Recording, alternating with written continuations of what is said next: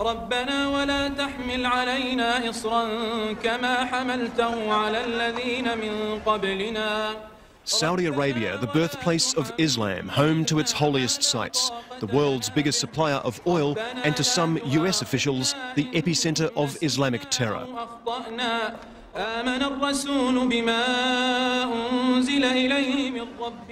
The Saudi government denies that charge, but the growth of Saudi extremism affects us all, and as we'll see, is now thought to have links to the Bali bombing.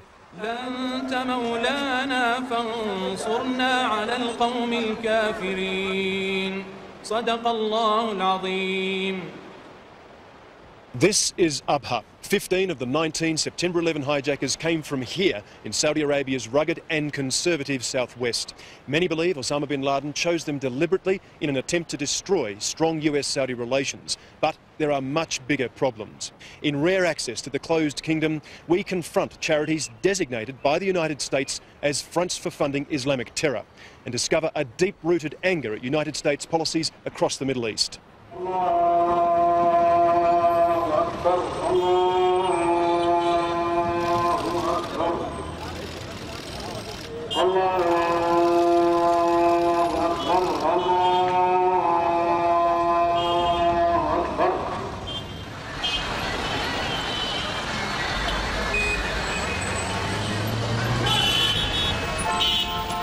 Just outside Abha is the tough industrial town of Khamis Mushayat. It has little to offer, yet it's now on the map of international terror. It was here, in the town's main mosque, that 5 of the September 11 hijackers were recruited by the extremism of its preacher, Sheikh Ahmed al-Hawashi. We are told he's out of town, but confirmed that despite his alleged links to terror, he still preaches here. What do you think of Sheikh Hawashi? Good, very good. Good man. Good man. The Sheikh's links to September 11 are simply denied. No. Not true. لا سياسة ما في خليها سياسة. No speak? But for many here, politics is religion. And if you're not a Muslim, you're not welcome.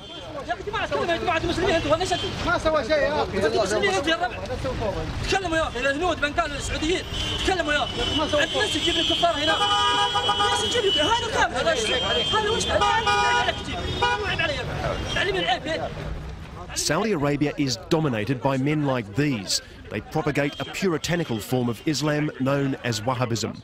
It controls much of the education system and social life, at times calling for jihad against a disbelieving West. OK. Why are they angry? What's the problem? Criticising them has sparked death threats, but one who dares to is Abha journalist Saad Aswailim. Through mixing ideology with politics, they push the younger people towards the extreme form of Islam. I believe they force politics into religion. They dress politics as religion, and they present political programs, political ideologies as the essence of religion.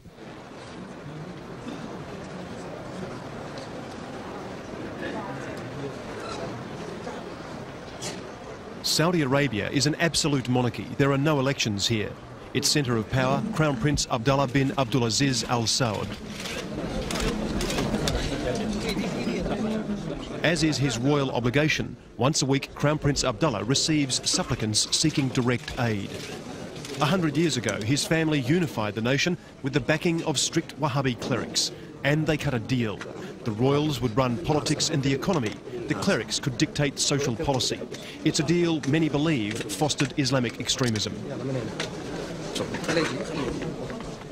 Since September 11, the United States has pressed Saudi rulers to curb the most militant mullahs, and in a rare interview, Crown Prince Abdullah says he is.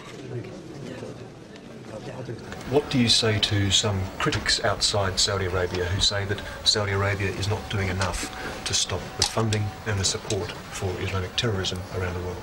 نقول نحن صادقين فيما نقول والأموال وما الأموال كلها إذا كان في شيء وقف مع أنه أول يعني ما عندنا خبر إذا كان في شيء أما الصحف وما الصحف هذه عارفين أنتم وحنا عارفين من يعني اللي وراها.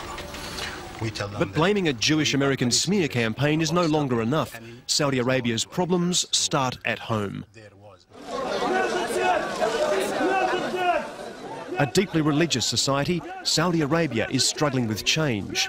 Until now, largely closed to the outside world, the more contact they have with a decadent West, the more vocal the clerics become. Women used to be a very significant part of local markets like this one. Returning to Riyadh from his home in Boston, Saudi writer Suleiman Al-Hatlan laments what he sees as a growing conservatism, curbing public debate. It's not only a political censorship that we fear. More important and more dangerous, actually, more alarmingly, is the social and self-censorship, which resulted or from focusing on religion all the time. Don't do this because you may upset God. For many Saudis, pleasing God means defending fellow Muslims, and what they see as biased US policies only increases support for the extremists. The more the Palestinians are oppressed, and the more the Americans are supporting Israel, the more popular bin Laden and his like becomes. I think the core issue is Palestine. So definitely the trend of fanatism or extremism cannot stop at any point before we really look seriously at the Palestinian issue. ربنا ولا تحملنا ما لا طاقة لنا به. 2 decades ago, the Saudi royals gave even more power to the clerics to shore up their own political position after Iran's Islamic Revolution. Religion's creeping control and a lack of open debate have fueled a fundamentalist youth. Bin Laden has become an alternative, whether it is a political alternative, religious alternative, intellectual alternative, for hopeless, humiliated young Arabs in Saudi Arabia and beyond. And it's not just the youth. At Riyadh's ancient camel market, grassroots opinion is swinging further against the West. No fans of Saddam, Saudis feel the looming war in Iraq is just another unwanted American intervention in Muslim affairs. I think about a government of America. It's coming crazy now. لا ما نريد الحرب ضد العراق. ما في أحد يريد. العراق دولة مسلمة ولا يجوز الضغط على المسلمين على غير حق وواجب.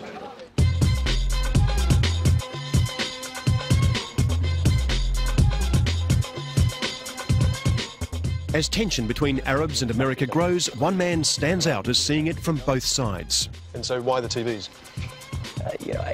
I have to watch so many channels simultaneously, whether it's in business or economics or politics or finance or religion. Prince Al-Walid bin Talal is the world's richest non-American. So rich, the TV room in his $200 million Riyadh palace is full of wildlife. This old giraffe here, how was that? How hard was that to shoot? This was shot and hunted in South Africa.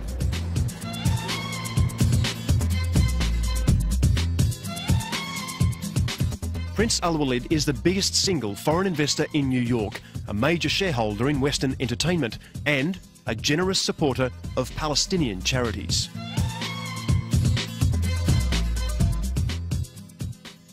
When bin Laden undertook this incredible and horrendous terrorist act, many people in the Arab world, let alone Saudi Arabia, were joyful. Were joyful not because they liked the act per se, but they just wanted to give a message to America. And that's what we're trying to tell America. Please stop your blind approval of what Mr. Sharon is doing in Palestine, and let the resolutions of the UN 242, 338 be implemented as quickly as possible.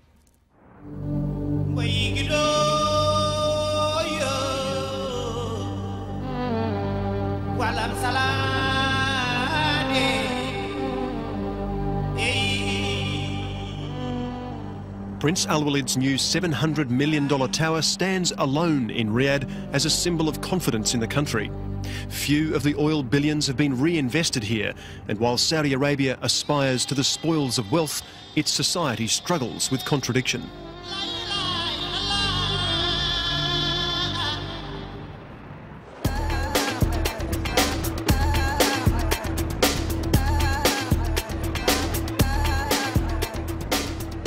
Saudis admire much of what the West has to offer. In fact, many are rich enough to buy what they want of it. But 60% of the population is under 25. A third of them, or 2.5 million people, can't find jobs. And without alternatives, wealth does not preclude extremism.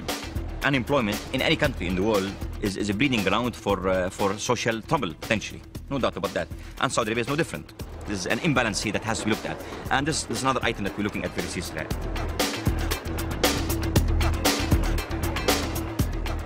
Riyadh's fanciest shopping mall may look like anything in the West, but beneath the surface run fanatical social controls. Life is patrolled by the feared Mutawa, or morality police, who have the power to jail those not behaving with proper piety.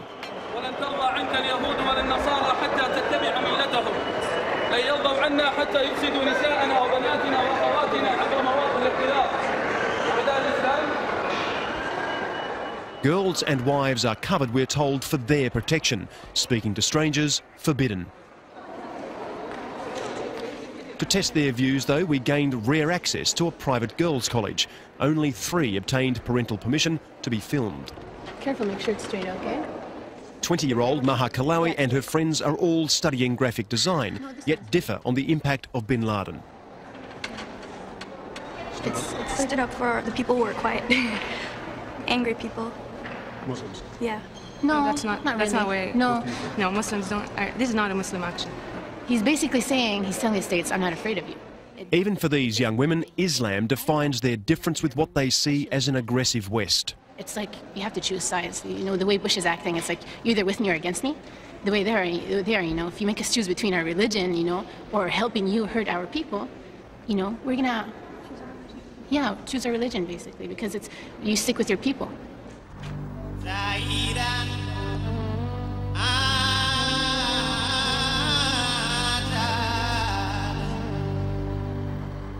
Sticking with your people is what Muslim charity is all about. One of Saudi Arabia's biggest Islamic charities, Al Haramain, raises $200 million a year. It says builds mosques and helps Muslims around the world. But Al Haramain is accused of also funding Al Qaeda. To find out why, you have to talk to investigators in the United States. Some of these organizations were established for the purpose of financing terrorism. Others have been co-opted at some point along the way, and now are there serving as fronts for terrorist organizations. 2 of Al Haramain's offices have been closed after the US and Saudi governments named them as fronts for funding Al Qaeda. Yet Al Haramain's Riyadh headquarters remains open, its director denying any links with bin Laden. نحن ضد الإرهاب والعنف، ولذلك لا أتصور أنه أي فرع من فروع المؤسسة يستطيع أن يساعد القاعدة. قد يعني نحن لا نستبعد أن يكون يحصل شيء بغير علمنا، لكن حتى الآن لم يقدم لنا أي دليل. A former FBI analyst, Matt Levitt, says Al Haramain has funded Islamic terror in Southeast Asia. We now know through the confessions of Omar al-Farouk, who is al-Qaeda's primary liaison to the Jamaat al-Islamiyya in Southeast Asia, that the Jamaat al-Islamiyya was being funded in large part by wealthy Saudis, primarily through the Al Haramain Islamic Foundation there. So we've confirmed that Omar al-Farouk visited Al Haramain in Makassar, but that's all. That's all. One or 2 times they told me. Right. And did he receive money from them? No, you know, يعني هو كان عاطل عن العمل، هو عربي وعاطل عن العمل في إندونيسيا. فكان إذا وجد أي جهة عربية يحاول يتصل بهم.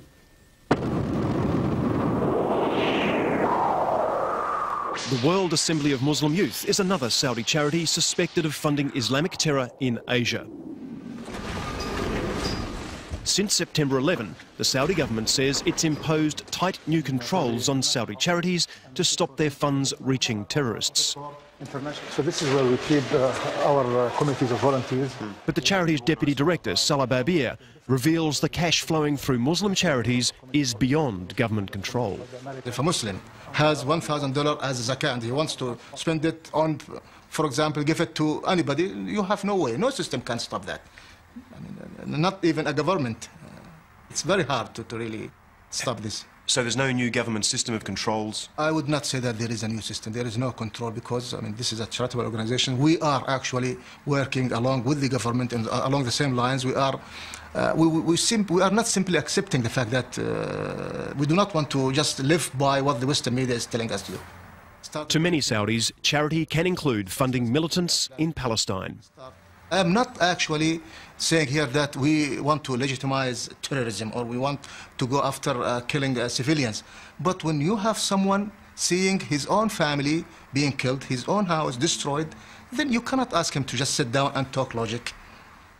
Well, But there's new pressure on these links. Working for the families of the victims of September 11, Washington lawyer Alan Gerson is suing Saudi charities, banks and even royal family members for $2 trillion for allegedly financing the attack. In many respects, having money around and allowing the money to go to the wrong sources is like providing a gun. As well as links to September 11, Gerson has discovered disturbing new claims that Saudi money funded the bombing in Bali. We have seen evidence of money that went from Saudi sources that went through the medium of various entities in Europe to support terrorist cells there. If you connect the dots between terrorist cells in Europe and terrorist cells in Europe that received financing from individuals and entities in Saudi Arabia, those terrorist cells in Europe definitely had connections with Bali. There have been several reports, the most recent of which was written at the request and for the United Nations, which document the fact that Saudis have, over the years, agreed to finance certain radical Islamic organizations on the silent condition that their operations and that their recruitment would be abroad and not at home. Look, you're referring to the media reports that say Saudi Arabia bribed or Saudi Arabia paid off Bin Laden and Al-Qaeda to be out Saudi Arabia. This is not correct at all. This is just media reports. Completely not correct because Bin Laden's official position years ago was not only to hit America, but also to hit Saudi Arabia. He is anti-Saudi Arabia. He is anti-ruling family. He is anti-presence of American troops in the Gulf region.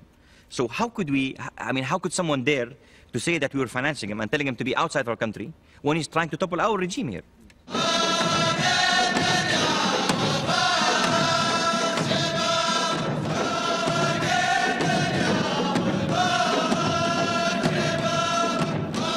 The regime's future is of immediate concern.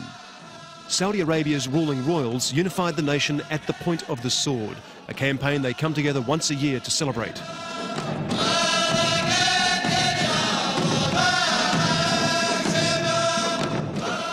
But today their security depends on US bases, an insult to many Muslims and the main reason Bin Laden launched his jihad against the West.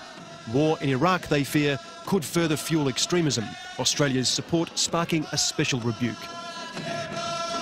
حياتي للشعب الاسترالي وللحكومة يعني الاسترالية مع اني ارجو لهم منهم يعني هدوا شوية.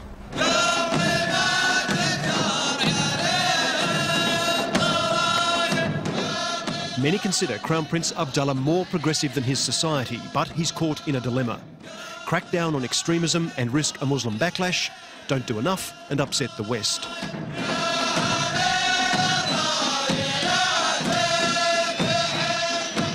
Some voices we have in the administration are really becoming anti-Saudi Arabia, but the pressure that's being addressed right now, the pressure that's being exerted from outside is not helping because no community would like to change if it's looked upon by its people and its region like it's coming from outside, that's being dictated upon.